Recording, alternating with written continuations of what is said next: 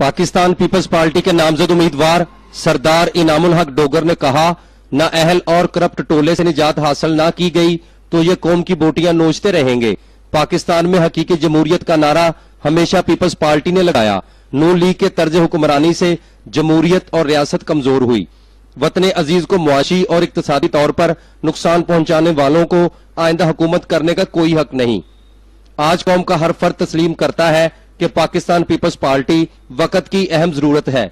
सफदरुल हक अल मरूफ छब्बा डोगर के हकीकी जानशीन सरदार इनामुल हक डोगर का मजीद कहना था, आज मैं पाकिस्तान पीपल्स पार्टी के प्लेटफार्म से इस हल्का पीपी 143 में इलेक्शन के लिए आया हूं और मैं इंशाल्लाह 143 में यूनिवर्सिटी कायम करवाऊंगा और कार्डियक सेंटर बनवाऊंगा। इस इलाका में आने वाली और जाने वाले तमाम रोड्स जो है वो इंशाल्लाह बेहतरीन एक क्लास के रोड होंगे। जैसा कि हमारा शेखुपुरा से लेकर फरुखाबाद तक सिंगल रोड है, हम उसको डबल करेंगे। और पाकिस्तान पीपल्स पार्टी तो हमेशा गरीब की खिदमत का अज़म लेकर मैदान में उतरती है। 25 जुलाई को पूरी तैयारी के साथ मैदान सियासत में उतरेंगे ताकि बबल भुट्टो के विजन को मुनज़्ज़म करके खिदमत के नए दौर का आगाज किया जा सके।